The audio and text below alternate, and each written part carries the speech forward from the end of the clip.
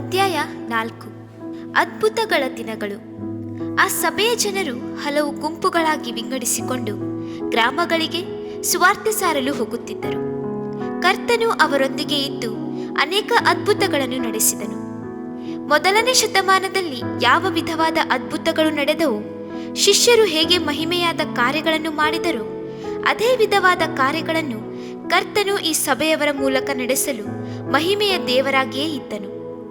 ಒಂದು ಗ್ರಾಮವನ್ನು ಸುವಾರ್ತಾ ಕೂಟದವರು ಪ್ರವೇಶಿಸಿದಾಗ ಆ ಗ್ರಾಮದ ಪೂಜಾರಿ ಅವರನ್ನು ತಡೆದು, ನಮಗೆ ನಮ್ಮ ದೇವರುಗಳು ಸಾಕು, ಪರಂಪರೆಯಾಗಿ ನಾವು ಅವುಗಳನ್ನು ಆರಾಧಿಸುತ್ತೇವೆ, ಅವು ನಮಗೆ ಬೇಕಾದುದೆಲ್ಲವನ್ನು ಕೊಡುತ್ತವೆ, ಮಳೆ ಬೇಕಾದಾಗ ಮಳೆ ಸುರಿಸುತ್ತವೆ, ಬೇರೆ ಎಲ್ಲ ಕಾರ್ಯಗಳನ್ನು ಮಾಡುತ್ತವೆ, ಅವುಗಳಿಗೆ ಬಲಿ ಅರ್ಪಿಸಿದರೆ ಸಾಕು, ಮತ್ತೆಲ್ಲ ಕಾರ್ಯಗಳನ್ನು ನಾವು ನಡೆಸಿಕೊಳ್ಳಬಹುದು ಎಂದು ಹೇಳಿದರು. ಅದಕ್ಕೆ ಆ ಸುವಾರ್ತಾ ಕೂಟದವರು, ನಮ್ಮ ಯೇಸು ಬೇರೆ ಎಲ್ಲ ದೇವರುಗಳಿಗಿಂತ ದೊಡ್ಡವನು ಮತ್ತು ಮಹಿಮೆಯುಳ್ಳವನು, ಅದನ್ನು ನಿನಗೂ ಈ ಗ್ರಾಮ ನಿವಾಸಿಗಳಿಗೂ ನಿರೂಪಿಸಲು ನಾವು ಬಂದಿದ್ದೇವೆ ಎಂದರು. ಅದನ್ನು ಕೇಳಿದ ಪೂಜಾರಿಗೆ ಆಶ್ಚರ್ಯವಾಯಿತು. ತನ್ನ ಗ್ರಾಮದವರನ್ನೆಲ್ಲ ಕೂಡಿಸಿ, ಅವರ ದೇವರು ನಮ್ಮ ಎಲ್ಲ ದೇವರುಗಳಿಗಿಂತ ದೊಡ್ಡವನು ಎನ್ನುತ್ತಾರೆ, ಅದನ್ನು ನೋಡಿಬಿಡೋಣ ಎಂದು ಸವಾಲು ಹಾಕಿದನು. ಅನಂತರ ಸುವಾರ್ತಾ ಕೂಟದ ಒಬ್ಬರು ಮುಂದೆ ನಿಂತು, ಕರ್ತನೇ, ನಿನ್ನ ಸುವಾರ್ತೆಯನ್ನು ಸಾರುವಂತೆ ನಮಗೆ ಆಜ್ಞೆಯನ್ನು ಕೊಟ್ಟಿದ್ದಿ, ನಂಬುವವರಿಂದ ಸೂಚಕ ಕಾರ್ಯಗಳು ಉಂಟಾಗುವವೆಂದು ನಿನ್ನ ಹೆಸರಿನಲ್ಲಿ ಅಶುದ್ಧಾತ್ಮಗಳನ್ನು ಓಡಿಸಲು ಅಧಿಕಾರವನ್ನು ಕೃಪೆಯನ್ನು ನಮಗೆ ವಾಗ್ದಾನ ಮಾಡಿದ್ದಿ. ಈಗ ಯೇಸುವಿನ ಹೆಸರಿನಲ್ಲಿ ಈ ಗ್ರಾಮಗಳನ್ನು ಬಂಧಿಸಿರುವ ಪ್ರತಿಯೊಂದು ಶತ್ರುವಿನ ಮಹಿಮೆಯನ್ನು, ದೆವ್ವದ ಶಕ್ತಿಯನ್ನು ತುಳಿದು ಹಾಕು. ಕಲ್ವಾರಿಯಲ್ಲಿ ಸುರಿಸಿದ ರಕ್ತದಿಂದ ಒಂದೊಂದು ಅಶುದ್ಧಾತ್ಮವನ್ನು, ಅಂಧಕಾರದ ದೊರೆತನವನ್ನು ಈ ಗ್ರಾಮವನ್ನೇ ಬಿಟ್ಟು ಓಡಿ ಹೋಗುವಂತೆ ಅಪ್ಪಣೆ ಮಾಡು ಎಂದು ಪ್ರಾರ್ಥಿಸಿದರು. ಕೂಟದವರೆಲ್ಲ ಸ್ವರವೆತ್ತಿ ಆಮೇನ್ ಎಂದು ಹೇಳಿ ಕರ್ತನನ್ನು ಮಹಿಮೆ ಪಡಿಸಿದರು.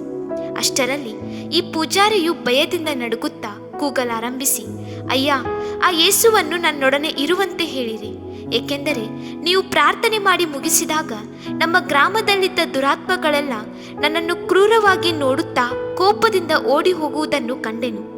ನಿಮ್ಮ ಪ್ರಾರ್ಥನೆಯನ್ನು ಎದುರಿಸಿ ನಿಮ್ಮ ದೇವರ ಪ್ರಸನ್ನತೆಯ ಮುಂದೆ ನಿಲ್ಲಲು ಅವುಗಳಿಗೆ ಸಾಧ್ಯವಾಗಲಿಲ್ಲ. ಅವು ಓಡಿ ಹೋದವು. ದಯವಿಟ್ಟು ಅವು ಪುನಃ ಬಂದು ನಮಗೆ ಕೆಡುಕು ಮಾಡದಂತೆ ನಿಮ್ಮ ಯೇಸುವನ್ನು ನನಗೆ ಆಶ್ರಯ ಕೊಡುವಂತೆ ಬೇಡಿಕೊಳ್ಳಿರಿ ಎಂದು ಕೇಳಿಕೊಂಡರು. ಆ ಕೂಟದವರು ಅವನಿಗೆ ಪ್ರಾರ್ಥಿಸಲು ಅವನು ತನ್ನ ಜೀವಿತವನ್ನು ಕ್ರಿಸ್ತನಿಗೆ ಪೂರ್ಣವಾಗಿ ಒಪ್ಪಿಸಿಕೊಟ್ಟನು. ಇದರಿಂದಾಗಿ ಆ ಗ್ರಾಮದವರೆಲ್ಲ ಯೇಸು ಕ್ರಿಸ್ತನನ್ನು ಅಂಗೀಕರಿಸಿಕೊಂಡರು. ಆ ಕೂಟದವರು ಪಕ್ಕದ ಗ್ರಾಮಕ್ಕೆ ಹೋಗುವಾಗ ದಾರಿಯಲ್ಲಿ ಒಂದು ನದಿಯನ್ನು ದಾಟಬೇಕಾಗಿತ್ತು. ಆ ನದಿ ಬಹಳ ಆಳವಾಗಿತ್ತು ಮತ್ತು ಅದರಲ್ಲಿ ತುಂಬಾ ಮೊಸಳೆಗಳಿದ್ದವು. ಕೂಟದವರು ನದಿ ದಾಟಲು ಪ್ರಯತ್ನಿಸಿದಾಗ ಅಲ್ಲಿದ್ದ ಮುಸಲ್ಮಾನರು ಅವರನ್ನು ತಡೆದು, ಈ ನದಿ ಮರಣಕರವಾದ ನದಿ, ಈಗ ಪ್ರವಾಹವು ಅಧಿಕವಾಗಿದೆ, ಮೊಸಳೆಗಳು ಇವೆ, ನೀವು ನೀರಿಗೆ ಇಳಿಯುವುದರೊಳಗಾಗಿ ಅವು ನಿಮ್ಮನ್ನು ಕೊಂದು ತಿಂದು ಬಿಡುತ್ತವೆ ಎಂದು ಎಚ್ಚರಿಸಿದರು. ಸುವಾರ್ತಾ ಕೂಟದವರೊಬ್ಬರು ನದಿಯಲ್ಲಿ ಕಾಲಿಟ್ಟಾಗ ಅಲ್ಲಿದ್ದವರೆಲ್ಲ ಹಾಸ್ಯ ಮಾಡಿ ನಗಲು ಪ್ರಾರಂಭಿಸಿದರು. ಆದರೆ ಕೂಟದವರು ಸಂಗೀತ ಹಾಡುತ್ತಾ ಕರ್ತನನ್ನು ಸ್ತುತಿಸುತ್ತಾ ನಡೆಯಲಾರಂಭಿಸಿದರು. ಬಹು ಆಳವಾಗಿದ್ದ ನೀರು ಅವರ ಸೊಂಟದವರೆಗೆ ಮಾತ್ರ ಹರಿಯಲಾರಂಭಿಸಿತು. ಮುಂದುವರೆದಾಗಲೂ ನೀರಿನ ಆಳ ಹೆಚ್ಚಲೇ ಇಲ್ಲ. ಅವರನ್ನು ಸುತ್ತುವರೆದಿದ್ದ ಮೊಸಳೆಗಳು ಅವರಿಗೆ 5 ಅಡಿ ದೂರದಲ್ಲಿ ನಿಂತುಕೊಂಡವು, ಹತ್ತಿರ ಬರಲೇ ಇಲ್ಲ. ಅವರು ಮೊಸಳೆಗಳನ್ನು ತಡೆಯುತ್ತಾ, ಯೇಸುವಿನ ಹೆಸರಿನಲ್ಲಿ ಅಪ್ಪಣೆ ಕೊಡುತ್ತೇವೆ ಎಂದರು.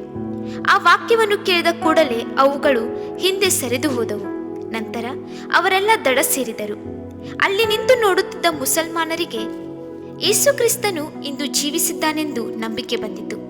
ಅವರನ್ನು ಪರಿಹಾಸ್ಯ ಮಾಡಿದವರಿಗೆ ಭಯ ಉಂಟಾಯಿತು. ಈ ಪ್ರಾರ್ಥನೆಯ ಕೂಟದವರು ಕೇಪ್ಟೌನ್ ಎಂಬ ಗ್ರಾಮಕ್ಕೆ ಬಂದರು. ಅಲ್ಲಿನ ಆದಿವಾಸಿಗಳಲ್ಲಿ ಬಹುತೇಕ ಮಂದಿ ಮಾಂತ್ರಿಕರು ಮಾತ್ರವಲ್ಲ, ವಿಷವಿಟ್ಟು ಬೇರೆಯವರನ್ನು ಕೊಲ್ಲುವವರು. ಸಾಮಾನ್ಯವಾಗಿ ಕ್ರೈಸ್ತರು ಅಲ್ಲಿ ಹೋಗಲು ಹಿಂಜರಿಯುತ್ತಿದ್ದರು. ಆದರೆ ಕರ್ತನ ಕೂಟದವರೊಂದಿಗೆ ನಿರ್ದಿಷ್ಟವಾಗಿ ಮಾತನಾಡಿ, ನನಗಾಗಿ ಕೆಲವು ಆತ್ಮಗಳು ಇವೆ, ಆದ್ದರಿಂದ ನೀವು ಅಲ್ಲಿಗೆ ಖಂಡಿತವಾಗಿ ಹೋಗಬೇಕು ಎಂದು ಪ್ರೇರೇಪಿಸಿದನು. ಕೂಟದವರು ಆ ಗ್ರಾಮವನ್ನು ಸೇರಿದಾಗ ಈ ಜನರು ವಂಚಕರಾಗಿ ಯುಕ್ತಿಯಿಂದ ಉಪಚರಿಸಿ ವಿಷಬೆರೆತ ಆಹಾರ ಪಾನಗಳನ್ನು ಕೊಟ್ಟರು. ಇವರಿಗೆ ಏನೂ ಸಂಭವಿಸುವುದೆಂದು ನೋಡುತ್ತಿದ್ದರೂ ಪ್ರಾರ್ಥನೆ ಕೂಟದವರು ಭಯಪಡದೆ, ವಿಷ ಪದಾರ್ಥವನ್ನೇನಾದರೂ ಕುಡಿದರೂ ಅವರಿಗೆ ಯಾವ ಕೇಡು ಆಗುವುದಿಲ್ಲ ಎನ್ನುವ ವಾಕ್ಯದಂತೆ ಎಲ್ಲರೂ ತೃಪ್ತಿಯಾಗಿ ಉಂಡು ಕುಡಿದರು. ಭೋಜನದ ನಂತರ ಮಹಿಮೆಯಿಂದ ದೇವರ ವಾಕ್ಯವನ್ನು ಪ್ರಸಂಗಿಸಿದರು. ಅವರು ಮಾತನಾಡುತ್ತಿರುವಾಗಲೇ ಸತ್ತು ಬೀಳುವರೆಂದು ಆ ಗ್ರಾಮದವರು ನೋಡುತ್ತಿದ್ದರು. ಆದರೆ ಅನೇಕ ತಾಸುಗಳಾಗಿಯೂ ಯಾವ ಹಾನಿಯೂ ಆಗಲಿಲ್ಲವೆಂದು ತಿಳಿದು ಅವರು ಬಹಳ ಆಶ್ಚರ್ಯಪಟ್ಟರು. ಗ್ರಾಮದ ಮುಖ್ಯಸ್ಥನು ಮುಂದೆ ಬಂದು ಸುವಾರ್ತಿಕರನ್ನು ಆಶ್ಚರ್ಯದಿಂದ ನೋಡುತ್ತಾ, ನಿಮ್ಮ ಒಬ್ಬೊಬ್ಬರಿಗೂ ನಿಮ್ಮ ಪ್ರಾಣದ ಮೇಲೆ ಅಧಿಕಾರವಿರುವಂತೆ ಕಾಣುತ್ತದೆ. ಅದು ಹೇಗೆ?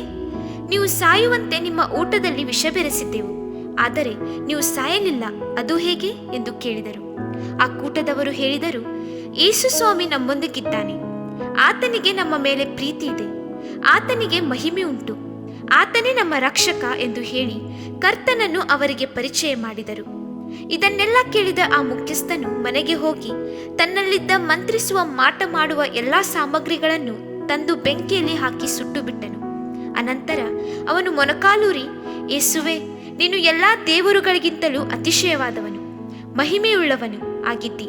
ನಿನಗೆ ನನ್ನ ಜೀವಿತವನ್ನು ಅರ್ಪಿಸುತ್ತೇನೆಂದು ಹೇಳಿ ತನ್ನನ್ನು ಒಪ್ಪಿಸಿದನು.